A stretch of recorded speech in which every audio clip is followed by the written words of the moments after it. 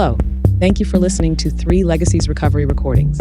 If you enjoy our program, please be sure to like and subscribe to the channel, and don't forget to share with a friend. We're also self-supporting, so feel free to contribute to the channel through Venmo at Recovery Recordings 615. Please note that the views expressed on this podcast are solely our individual views and do not represent any official stance of any 12-step program. We are not affiliated with any specific recovery organization, and this content should not be considered as professional advice for alcoholism or addiction.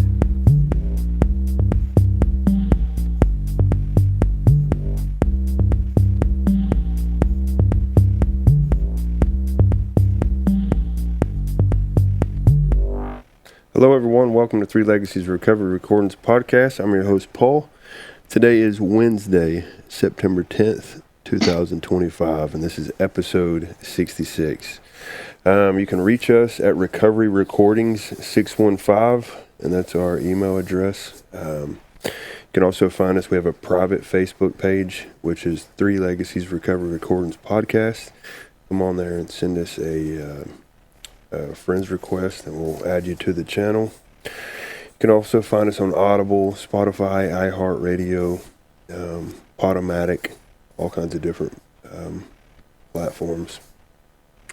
Next week is we got Rory M from Las Vegas is going to be on the show Tuesday, the 16th, which is September 16th. We're going to be doing an episode on steps 6 and 7, and we're calling it character or comfort. And we're going to be talking about 6 and 7. Super excited about that. We have several great things coming up.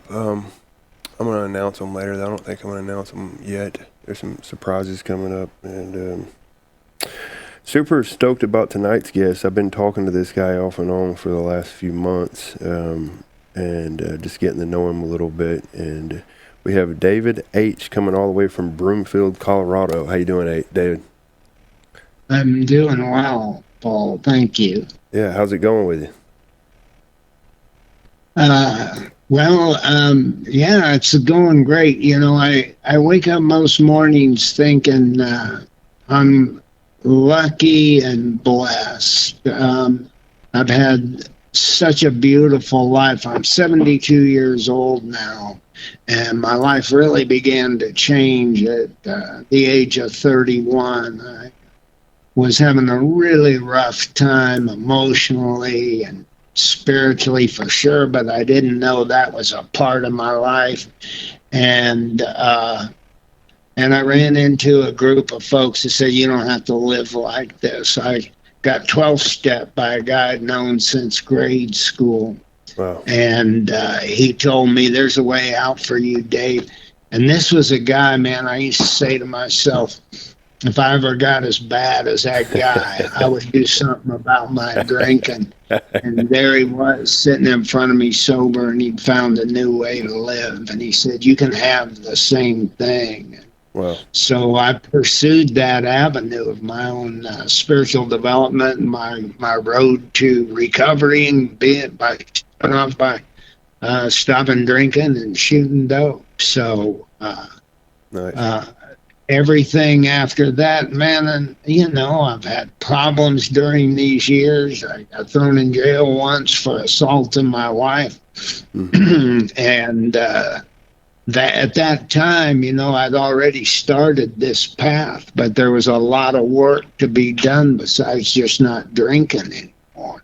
Yeah. And I got some help outside of those rooms, and one of them was a group of talented therapists who were really interested in showing men how to live without anger and how to process that, and what that was all about. And that was through a guy who was my mentor, a beautiful man named Don that lived out in Aurora, Colorado. And I went to him, I said, Don, I don't know what's wrong with me. I'd gotten out of the hooscow and kicked out of the house, court ordered out of the house. And he said, I don't really know that much about it. He said, God removed my desire to get high, and my anger went with it, and I was totally amazed. He said, "But I understand it doesn't work that way for everybody." And he said, "I know this group of people that might be able to help you." And and now that gal, that very same gal, I used to hear guys say, "Oh, I'm married to my best friend," and I would think, "Oh God, that's crazy," and they're lying. There's no way. And today I can say in December we'll celebrate 37 years of being married, and I believe we have a really good marriage, and I truly believe she's my best friend. So many times when I have really kind of reached the depths, especially I mentioned I had cancer, was diagnosed a couple of years ago.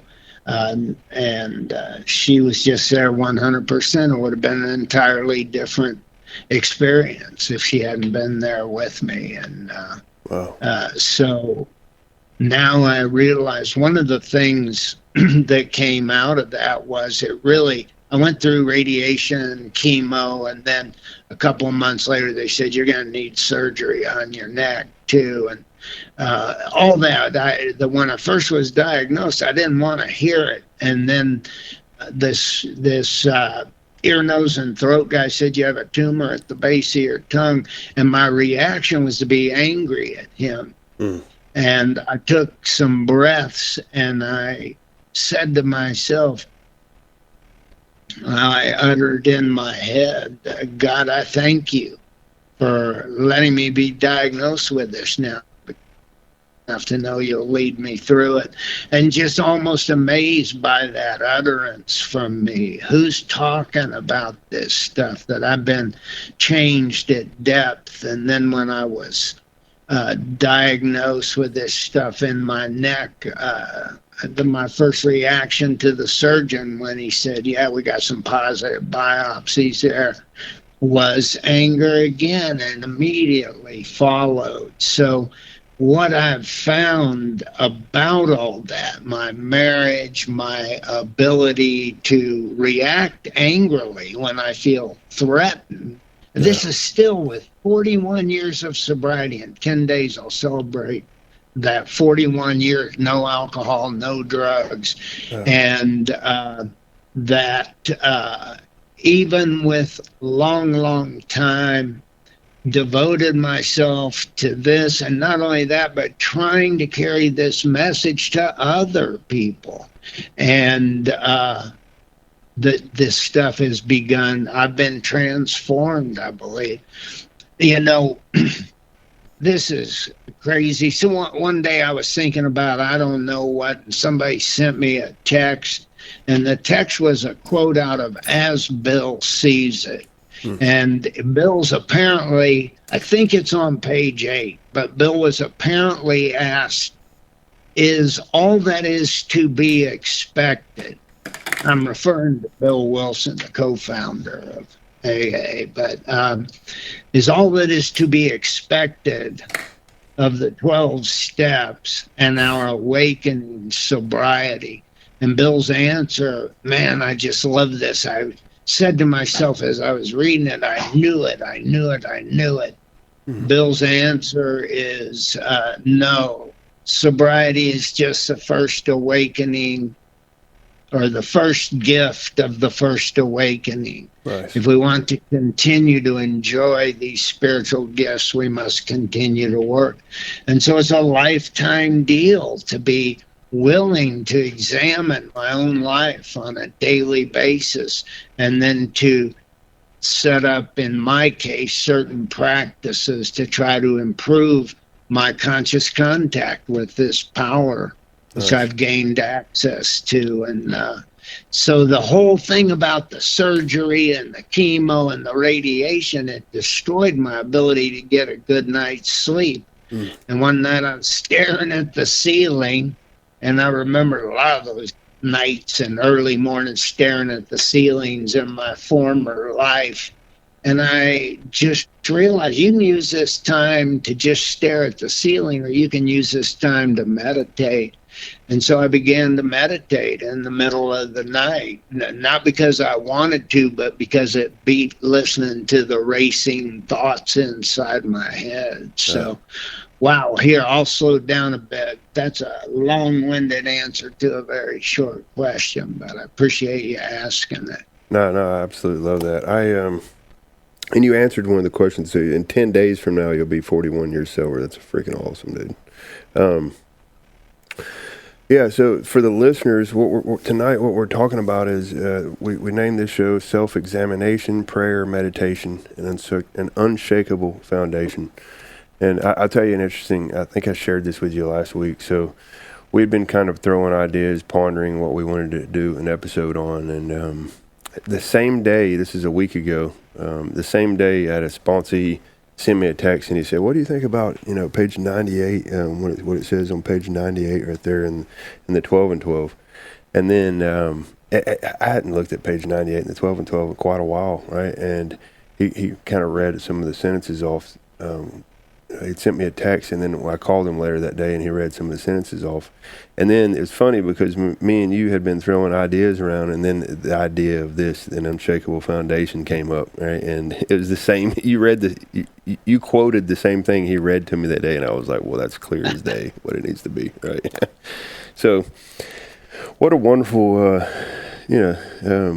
topic, to be honest with you. And I think you had mentioned. You'd mentioned there's a group that you're involved in right now, where y'all kind of what you do with this examination, prayer, meditation. Didn't you say you guys? Yeah, we do. We do a thing on Monday nights at in Boulder. We've got a small group. I'm not too worried it's going to grow too big, but where we focus on self-examination.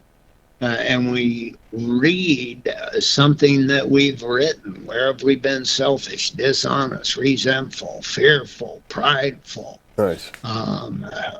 And how did that affect us? What was threatened? My self-esteem, my security, my ambitions. I want so much out of life, and it seems like life won't cooperate with me. And my tendency is to blame outside situations, conditions, people, including my own thought process. My ego continues to tell me, you don't need God. You just need to figure this one out. Yeah. And so we decided to bring these results of our self-examination and read them out loud to the group. Nice. And then we follow that up. We do that for about 20 minutes, and we follow it up with a 10-minute quiet time meditation, give some real simple instructions. Just pay attention to your breath or to a word. And then we talk about the 12th step. We talk about what's it like to practice principle as opposed to an emotional overreaction to a perceived threat. Amen. And if I can make that distinction, because my default is when I feel threatened, I act out to try to reclaim that sense of safety, security, happiness, self-esteem, get my ambitions met. And that invariably moves me into, without even thinking about it, that selfishness, dishonesty, resentment, and fear as a means of trying to reclaim what I feel like I'm missing. And we began to make some connections as we did this. And then, so what would it look like if instead of reacting to these perceived threats. I mean, usually nobody's really threatening me. Yeah. But I go into fight, flight, or freeze because the ego thinks it's being threatened. They're trying to kill me. Yeah. And so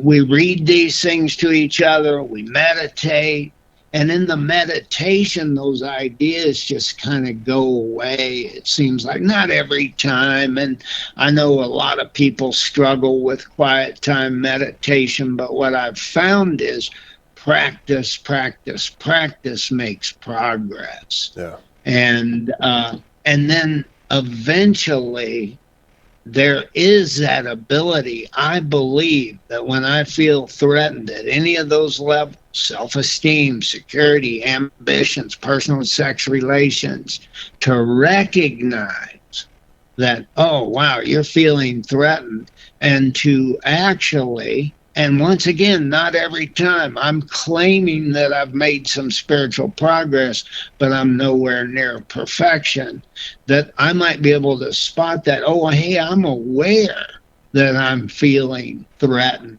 Yeah. And then I can actually pause when I'm agitated or doubtful and just slip back into that center. Bill Wilson called it the unsuspected inner resource, that I can turn inward. And I know there's another place where he talks about that inward journey when he says, sometimes we had to search fearlessly, but he was there. We found the great reality deep down within. Yeah. And I just love that stuff. I'm so aware now from all the reading I've done. And I had some early practice reading some of these spiritual masters. I had taken a degree in philosophy, and I kind of minored in religious studies, and so I realized that this guy used everyday common language that I could understand, especially if I work with another person, especially if I read slow instead of reading it like a novel, and that I can actually begin to pause when agitated or doubtful, and then ask to turn inward and seek that thing that's later on described as what used to be an occasional hunch gradually becomes a working part of the mind. Yeah. And so that can really take place. But the amazing thing about this group is that, man, we all write inventory or 10 steps or whatever you want to call them a little bit differently. And yet we're all probably using different methods of meditation, and we all probably try to carry this message a little bit different, even if we're mired in that big book. Yeah. We're still doing it different because we have different personalities and different experiences bringing us here. Wow. And that everybody's experiencing the same thing. Wow. That they're starting to let go of these resentments. Wow. That they're starting to look and realize that I have been trying to use the outside world, people, situations, conditions, to determine my own inner states. Well, I'd be a pretty nice guy if they'd act better. Yeah. No, it's got nothing to do with it. It's the inside job. Yeah. It's all about my relationship with this creator, not how someone outside of me acts. Yeah. And when I say that out loud to myself, I'm overwhelmed with this sense that, of course, nothing outside is the cause of my problem. Yeah. I read one of the things that I really love is a quote from page 133 of the big book that says, "We are sure God wants us to be happy, joyous, and free." And I began to think about that, and these Buddhists and these Zen people and these Hindu people, especially Advaita people, they are saying your natural state is to be happy, joyous, and free. Yeah. And it all begins to kind of click. This man who laid this program out in this simple everyday language gave me specific directions. He was a very high being. And I often think that a lot of the stuff that he describes as spiritual states, and like we have entered the world of the spirit, we have been rocketed into the fourth dimension of existence. Oh, what I was going to say was that quote goes on to say, we are sure God wants us to be happy, joyous, and free. He didn't cause our problems. Or Nice. anything outside of me didn't cause my problem. We did that. Yeah. Avoid then the deliberate manufacture of misery. Yeah. Oh my gosh. There we go again. That sounds like the Buddha talking. Yeah. That the reason we suffer is because of our desire, because of our thinking all the time. Things aren't quite the way they ought to be. Yeah. And then the Buddha says there's a path, the Eightfold Path, and Bill Wilson said there's 12 steps that can take you to that place. And that just blows my mind. And so, you know, I have a guy that's mentored me for 30 years now. And about 15 years ago, he said, I want you to focus your attention on the steps with me once a year. And I was offended, man, because, you know, 15 years ago, I had 26 years of sobriety. It's like, don't you know who you're talking to? You know, I'm all this and that. And I've been meditating all this time. But what I said was, okay, yeah, whatever you say. And so I found that, you know, that line about, sobriety is just the first gift of the first spiritual awakening. There are more to come, and this goes on, can go on forever and ever. So, and in the 12 and 12, Bill talks about the depth of some of these ideas, and that he says there is no end to how deep we can go into the spiritual life. So why not? Yeah, yeah. Oh, that's huge. I like how, you know, you touched on our natural state, right? And if you look at like what that really is getting unblocked, right? You get unblocked. And if you look at alcoholism or just, you know, alcohol, I haven't put alcohol in my body in years, right? So what we're really recovered from is self and all the different ways it shows up, right? And if you're not doing self-examination on a regular basis, you don't really see that so much. Also, I don't see how you don't do self-examination so much and stay sober for a long time, because, I mean, I'm a feel-good junkie, right? So I'm a feel-good junkie, period, right? So when things don't feel good for me, like I want to find out why, and I want to find out what's going on, right? And luckily, you know, the steps, and they've laid all this stuff out to where there's a process I can go through. And I also, I know I'm kind of adding a bunch of stuff right here, throwing a bunch of stuff at once, but one of the things that you touched on that I really could see in my own life was, you know, when I'd get finished writing a four column inventory when I would do a 4-step, and I got to see how when I am threatened, when I'm hurt or threatened, this is how I act. I'm in flight or flight, right? Flight or fight. And another thing, what you know, I could extend that. Where I was actually talking to a sponsee about this about 3 or 4 hours ago, and where it's like, when I'm threatened, you know, that's what I do. I'm threatened, so you know what comes out of me is completely, you know, is you know, it's just not very productive. First off. In some ways, I mean, I don't get me wrong, it can be, but if I'm working the steps and I've discovered what's going on and I see how self shows up, and then I learn how I need to turn into the power and all this, but it can be productive if I'm working the steps and applying the principles. But another thing it does was it gives me the opportunity, you know, when I go through the inventory process and I get the ideals, where I have some ideals on how I need to be towards, you know, I use the ideals for all kinds of things, you know, it could be for my personal relationships at work, it could be for my relationships with my family, my mom, you know, it could be me and my wife, you know, obviously. But what I get to see also is part of my ideals towards my wife is like whenever she comes to me and I get threatened, you know, hopefully I can take a little second, breathe, and pause. and realize that, she's threatened too, right? And if sometimes she may say or do some stuff that she don't necessarily mean, in the moment, she's just threatened. And it allows me to be more understanding of her and where she's at, and giving that situation some grace. Does that make sense? Oh man, listen,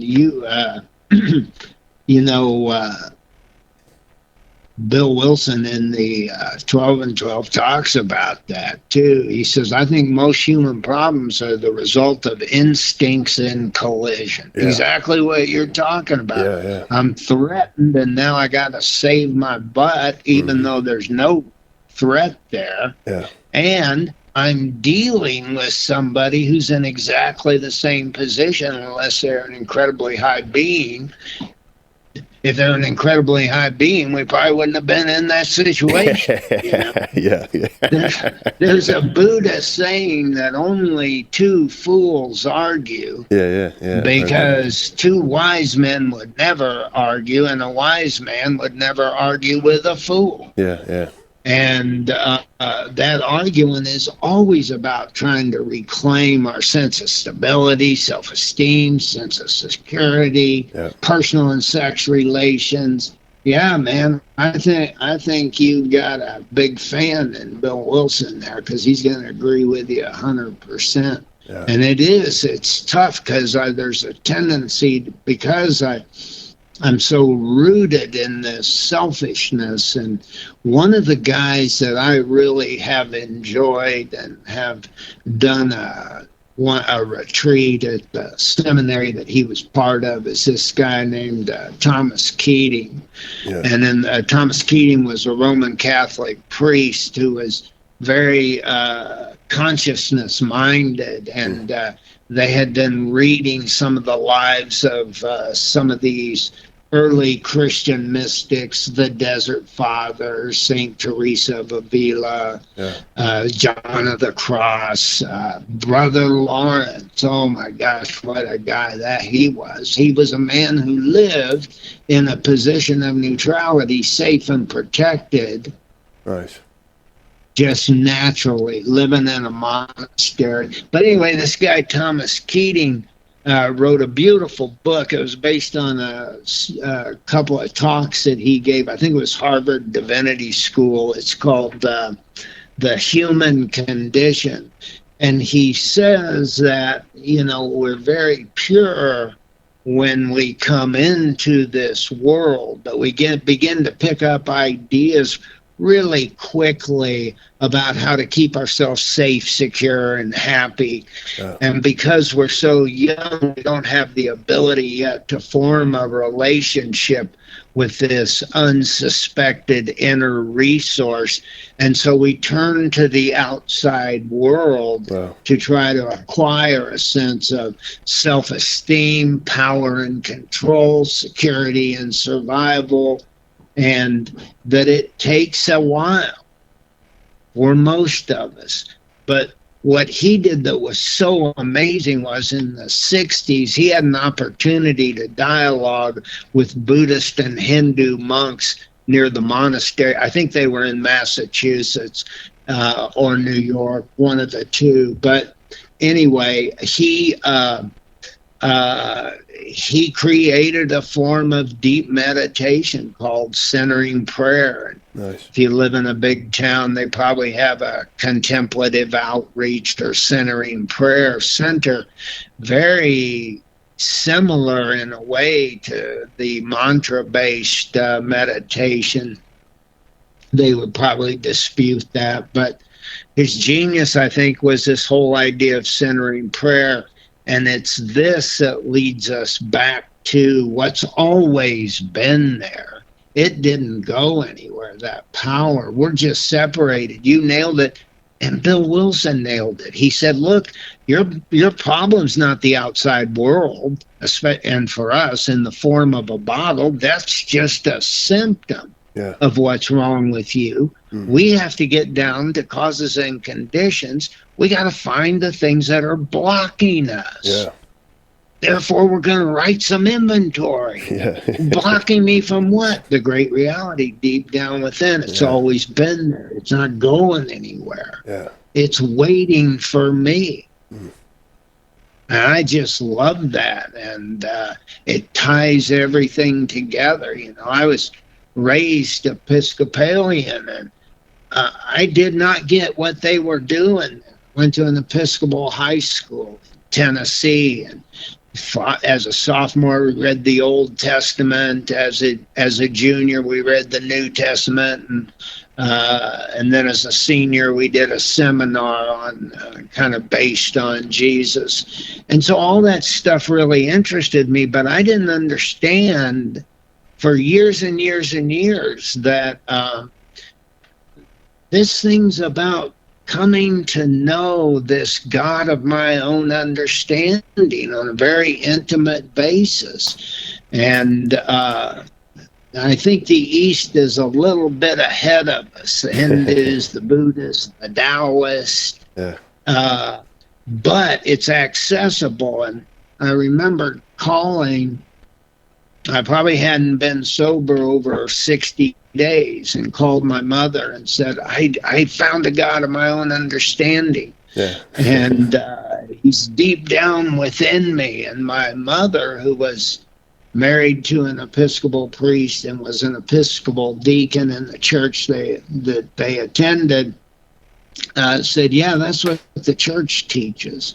She had heard something absolutely different than I had. And I realized it's not what the church, and it's not the Bible. It's how my mind, my selfish, dishonest, resentful, fearful mind interprets that stuff. So we have to we have to examine ourselves. Where does selfishness, dishonesty, resentment, and fear continue to crop up, so that I can let go of it and seek this home, the home I've always been looking for, inside of me. Yeah, my natural inheritance, right?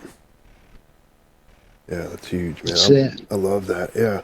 So let's talk a little bit about nightly review. Like, I'm always curious when I talk to people. I'll have like phases where I go and I'm just kind of like checking the box, to be honest with you. To be honest, like I do nightly review for the most part every night, right? But I'll have phases where I'm just kind of checking the box, and then I have other times where I'll get more in depth. I'll get a little bit more in depth if something major happens in my life. But I'm always curious, like, you know, if what other people's experience is with nightly review, and you know, when you say you'll read a piece of inventory like at this group. Do y'all write a 4-column inventory and then you kind of share it amongst each other, or what does that look like? You know, I know I just asked you two things. Let's start with nightly review first. Yeah. Yeah. Well, my training was 4-column inventory. Yeah, for sure. Now I'm writing this big book, so it's. And, you know, I think Jane mentioned this, too, that instead of using columns, she uses rows for what would, if you turned them 90 degrees, you'd call them columns. Sure. But that's kind of how I write it out now, but I write it left to right instead of going up and down. Yeah. But my sponsor was after me. First time I met him, he talked about... First time I met him for lunch, I'd known him for a couple of years. He was in my home group, and we'd sat on a couple of committees starting a convention centered around the big book called Fellowship of the Spirit. And he was part of that. I was part of that. I was a registrar for the first year. And, man, we got people coming from all over the United States and all over the world that were seeking for people doing the same thing. How do we do this thing right? And a lot of it revolved around just the technical discussion of the directions for how to do this. Yeah. But a lot of it was also about what are the results and what can we expect if we're willing to put the time in and really pay attention to our own character defects and how they get in the way, how they block us off from this power. And so I forget where I was going with that. I'll defer to you. Yeah. Okay. Yeah, I get it. Um, Man, I love that you just brought up the Fellowship of the Spirit. What year did that start? Curious. I'm just curious. 1993 in Breckenridge, Colorado. Wow. Wow.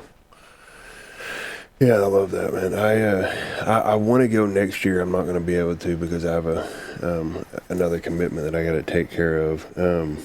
But I'll tell you, like the whole Denver, like you said earlier, you said you're about 20 minutes from Denver, right? For me, there's just some great recovery that comes from that area, right? And it's so cool to just get to talk to guys like yourself that was a part of that big movement down there. It's awesome. And Yeah, I feel blessed by that these guys, I went to that conference this year, and there was a guy who'd been around since 1972, I think. wow. And he was part of that Denver young people's group, and they had gotten on fire with this idea that, and actually they got it at the International Convention, which was held in Colorado, and one time, I think it was 1970, but a guy had come down from Canada. He said they were part of a group. I think they called themselves Golden Slippers, but nobody was really getting sober, and they posed the question to each other that, what if we took this book and used it as a guide, as a direction for how to have a spiritual awakening? And these guys started staying sober, and they started changing. And other people noticed the difference sometimes before they did themselves. And they had a revolution. And these young guys in Denver, and all those names we've talked about, Don and Mickey and Bobo and Gary B. They were part of this movement to take this thing, and instead of treating it like a novel, treat it like a textbook. Pay attention, follow the directions, do it exactly, and some of the stuff isn't spelled out, and we found different ways to do that and how to look at it. Like, for example, 4-column inventory. It kind of looks like 3-column inventory, and then he tells you don't forget to look at your mistakes, But and then I landed here, and then I found this sponsor that had really pissed me off at a meeting one night. I was going on about something, probably 2 years sober, and this guy says, well, we're not really interested in your opinion about an experience you haven't had. I was like, well, you can't talk to me like that, And about 2 months later, I asked him if he'd sponsor me, and he did. And then another guy, Paul, did. And then Paul left town. His father won a lottery, I believe, and bought him a farm in Oklahoma. And Paul left me in the middle of a 4-step. And he said, these are two guys that can, this was a long time ago. This is maybe 1989 or something like that. And he said, I know two guys that can help you because you're deep in it. You got a lot of sobriety and a lot of knowledge, and you are hurting bad, pal. And he gave me the name of this guy, Bob O, and a guy named Don P. And I called them both, and they had recorders. And, it's a lot harder to get in touch with people. If you didn't catch them at home, you didn't catch them. And, this guy, Don, called me back and helped me. Well, he didn't help me finish the 4-step yet. He said, he said, where are you with this? And I said, well, I'm in the middle of the 4-step. And he said, well, humor me. Let's start at the 1st step. And he became my mentor and sponsor for about 5 years. And then, like I mentioned, Mickey for the last 30 years. But wow. Yeah, how did I land in the middle of all that? And why did I even pay attention to it? And why did I allow myself to I just think it's all God and sheer luck, Wow. Then I went to work for a guy that said I was probably about I don't know, 2 or 3 years sober, and I went to work for a guy, and this guy was amazing. He owned a couple of businesses, and he counseled other people, did a big business and consulting people on how to run a business, buy a business, write a business plan, all that kind of stuff. And I was super impressed by him and very excited to go to work for him. And he told me, if you stay here for a year, I'll get you trained in meditation. I was really excited about that. I didn't know anything about meditation, and one of the instructions is seek through meditation to improve your conscious contact with this power. So I stayed a year, and he got me trained in a mantra-based form of meditation called transcendental meditation. And that's been over 38 years now.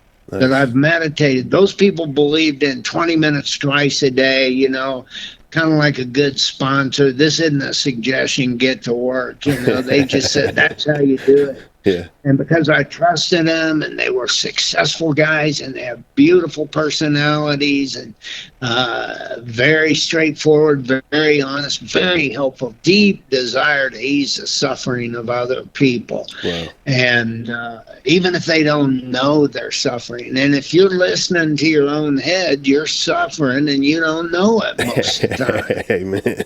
And so I began that practice, and for 30 years, I think that's about right, 29 years, 30 years, that's all I ever did. But like I do, if I'm doing it, it's the right way to do it. Yeah, Everybody else is just kind of stumbling around. And I practice, and I took some. In 2019, I got introduced to some ideas about health and wellness, physical, mental, emotional, spiritual. They kind of covered everything. Diet was real important, and exercise, and people arguing about the most effective way to exercise, and this is better than that. Just in all these things, and it was a really exciting movement,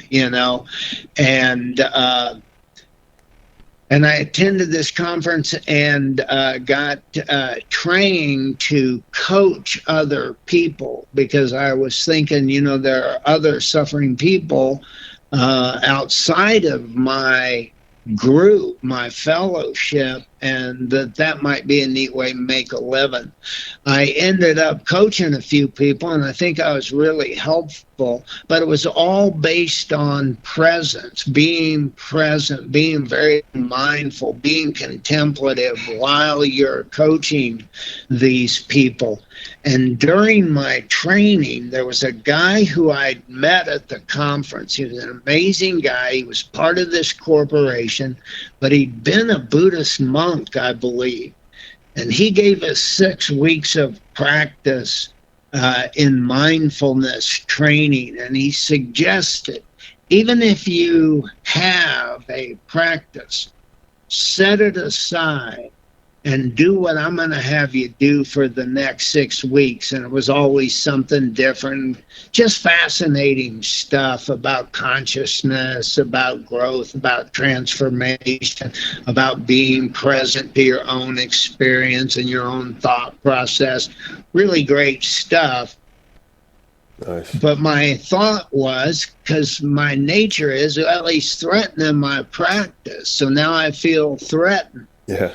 But what I told myself I'd do, okay, I'll do your little exercises here, but I'm going to keep meditating twice a day using my mantra. And but it opened my eyes, and I was able to set aside my contempt for something I hadn't done, and I hadn't invented or thought I invented. And so I began to practice other forms of meditation. Nice. Right now, I'm really, really interested in a Buddhist nun named Jayasara. Has a podcast where she just reads these spiritual texts from these masters in all faith, Christian, Hindu, Buddhist, Taoist, a couple of people that came to enlightenment without any religious or spiritual training. And she reads their text, and I'll just sit quietly and listen. They range anywhere from 5 minutes to over an hour. And I found in those middle of the night sessions, it was such a beautiful way to let the thoughts go, and just this sound came in and just really cracked me open around meditation. I began to experience kind of deeper and deeper sense of what's really back there behind everything before any thought was ever formed. As there's a expression in these Zen people that practice koans, what is your original face before even your parents were born? And it's like that. These are things to ponder, not to be answered, but just, what is back there? Who am I? It never dies. Never born, never dies. I love all that. Let me ask you this, going back to what you just shared, though. What was the Buddhist nun? What was this lady's name? I'm curious. Her name is Jayasara. Jayasara Seminary, Semaneri. And I first found her on, she did an interview with Sam Harris, who's really one of my meditation heroes.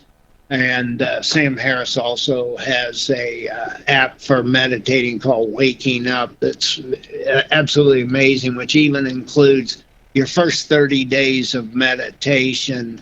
Well, it's just, anyway, it's really fantastic stuff. But he interviewed this woman, and she talked about her background. I think she's Australian. She's got a great voice, but that, she was kind of a wild child, and then she just needed something different. At some point, she realized, I'm looking outside, drugs, alcohol, looking good at all costs, getting that new car, whatever it is. I'm looking outside to fix what's not just right on the inside.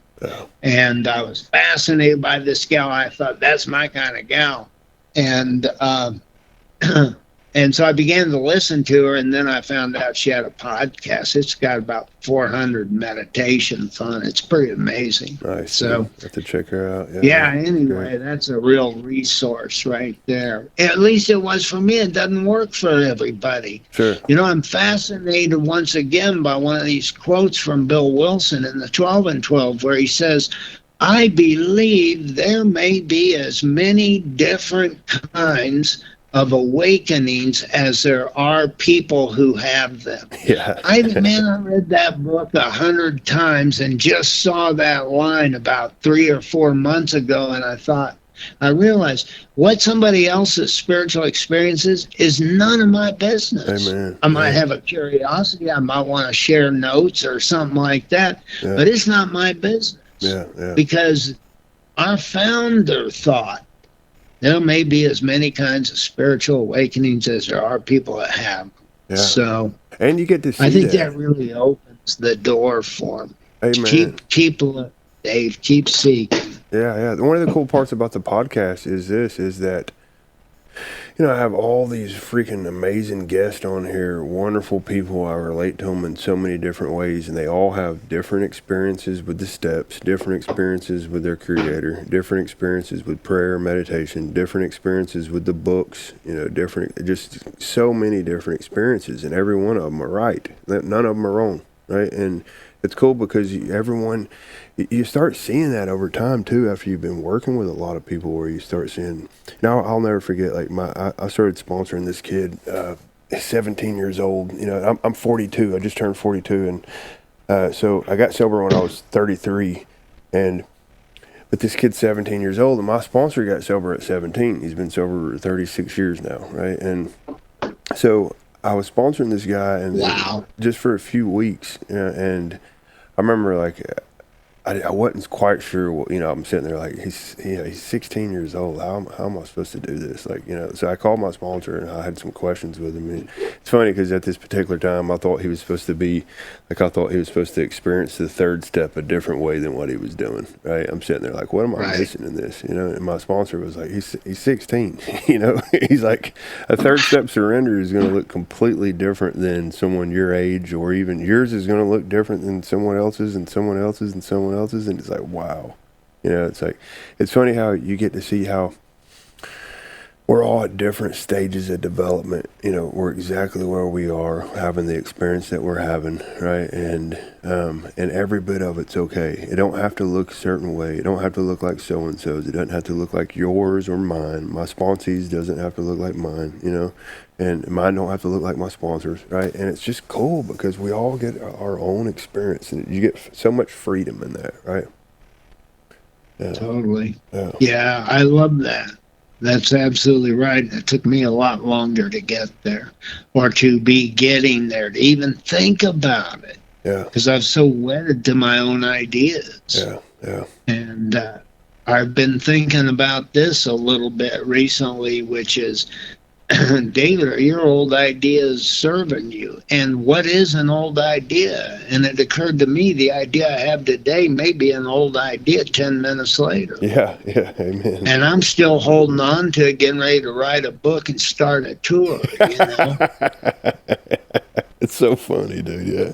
That's why we need each other, right? Because, like, if you didn't have other people, then you would never realize that was going on. You get what I mean?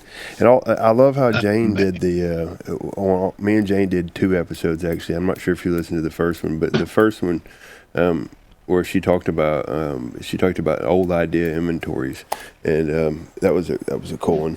I recently, over the last few years, actually, there's a guy named Pat T over in San Diego that's part of the Big Book Awakening crew over there.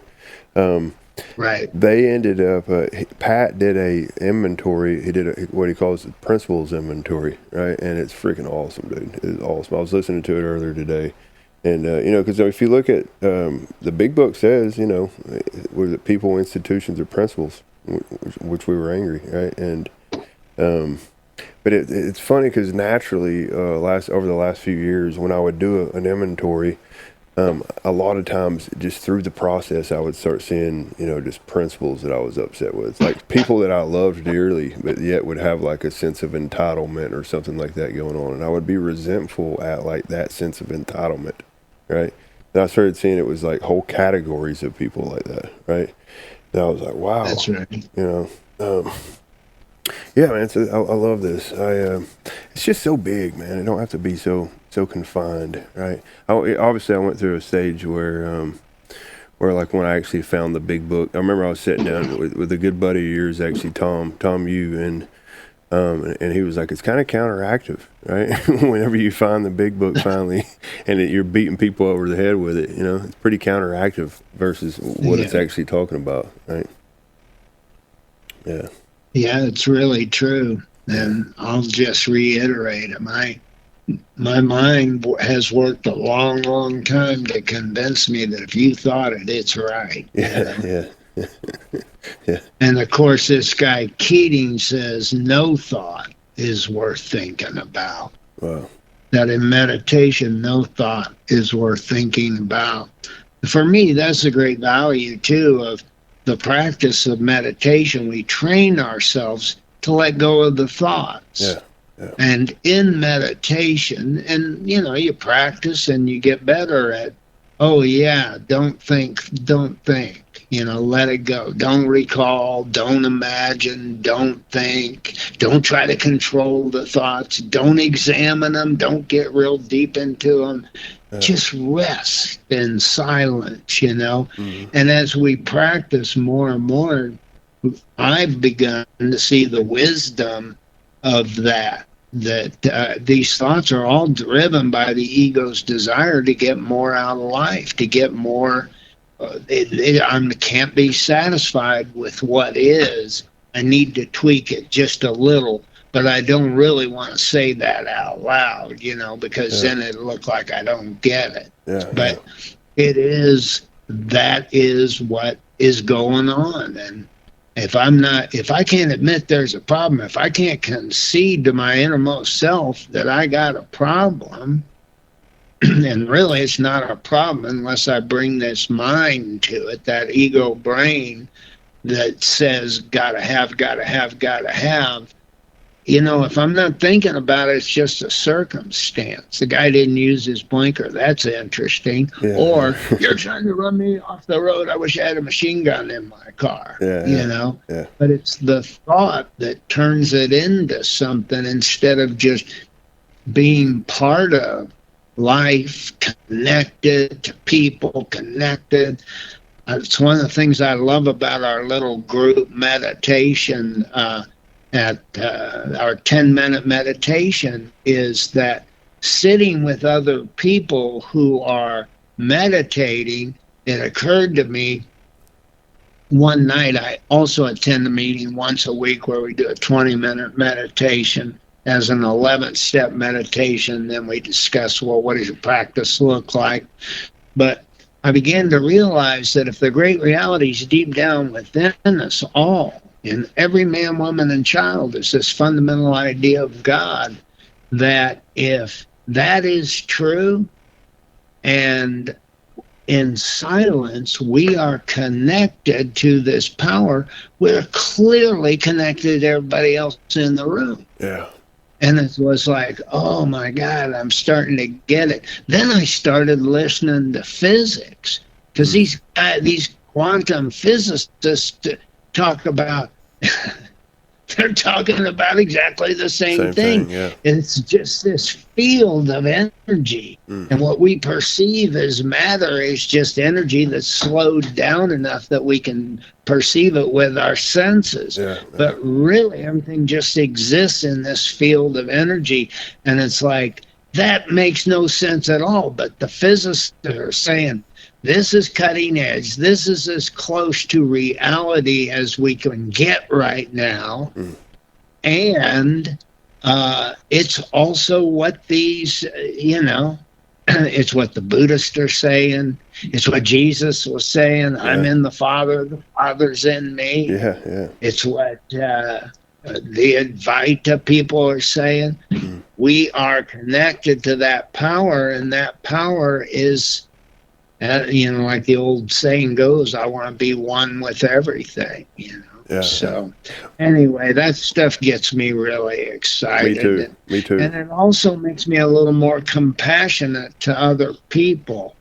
My wife uses a phrase sometimes, if he could do better, he would do better. Yeah. And a couple of years ago, we had a little argument. It was my fault, and I wasn't kind. And I went to bed, and when I got up the next morning, I knew I had to make an amend. And so I was filled with dread, but I was also very, very eager for her to get up so I could make this amend. And I said, I'm so sorry I treated you like that last night, or something like that. And she said, you mean mean? And I said, well, you don't have to elaborate. Yeah, I meant mean. And she said, oh, David, if you could do better, you would do better. Amen. And, oh, man, it just struck me in the heart. And I was like, yeah, why don't I carry that out there? They're all acting at their level of consciousness. Nobody woke up this morning and said, today's the day I ruined David Huff's life. They're just trying to survive, most of them. Amen. Yeah. My sponsor always says we're in their blasting radius, right? Yeah. It's not personal, right? To touch on, to go back, because I have a passion for a lot of the meditation and Eastern philosophy stuff too, and I love how there's a shift that happens during the meditation process that I don't know if it could possibly, my experience is just my experience. I'm sure it could probably happen in 100,000 different ways, but whenever you start seeing that I'm not my thoughts, you start forming a relationship with your thoughts, you allow it to come and go as it, don't try to change it, whatever. You start, you have a shift to a deeper, reality, right? To where it's your consciousness, right? To where you're no longer like the little mind-made self, but you're a deeper, reality, like just what it says, the great reality deep down within, right? And And like it was, I remember, because to be honest with you, and I don't suggesting this to people, but I started getting deep into meditation before I even worked the steps out of the big book, right? And I was probably 3 months sober at the time. But I remember how much freedom I would get when I realized like how liberating it was when I'm not my thoughts, right? And I was able to like slowly start separating from my thoughts, because my thoughts would just drive me crazy. At the time, I was, I was pretty thoroughly convinced I was going to prison for the rest of my life, right? The legal trouble I was in was unbelievable. So my mind was just torturous. And if it wasn't that, it would have been something else, but my state was just horrible, and I started getting into certain practices, and it was just liberating, realizing, oh, wow, it's just my mind talking crap to me. That's not me. The totality of who I am is way bigger than just little thoughts, right? And that was... Oh, man, that's beautiful. Yeah. 100% I agree, too. The realization that I'm not my thoughts, I'm not my feelings, I'm not my emotions. They're just things that come up. Yeah. They're things I'm aware of. If I'm lucky, if I can be aware that I am feeling anger instead of running around saying, I'm just an angry guy. No, you're not angry. Yeah. You're experiencing some anger and reacting to it. Yeah, it's a process that's happening inside of you, yeah. And that may be what Bill Wilson meant when he said, it seems as though we've been placed in a position of neutrality. Yeah, that's kind of where I take it. Safe and protected. Yeah. Well, man, this has been awesome, David. It's been awesome. I could sit here and talk about stuff like this. I'd like to schedule. I'll stay in touch with you, and let's schedule some more stuff, and we'll get into some cool topics. Maybe even do some step work on here, right? Sure. Yeah, that'd be awesome. Yeah. I would enjoy it. It's been fun, Paul. Yeah, man. Appreciate you. And anything you Thanks for inviting me. Absolutely. Appreciate you coming on here with us. Anything else you want to end it off with? You got me thinking about a couple of years ago. I read a quote from Shakespeare, and he says, "Nothing's either good nor bad, but thinking makes it so." Yeah. And I thought, man, he was a wise one too. Yeah. And that's exactly what let those thoughts go. I've got a friend's got a T-shirt with a picture of a mushroom on the front of it, and it says, "Let that shiitake go." Yeah, nice, dude. Yeah, that's awesome, man. Appreciate it. All right, brother. Thank you very much. All right, buddy, and I will stay in touch and have a wonderful evening. You bet I will. Thank you. Thank you. Bye-bye.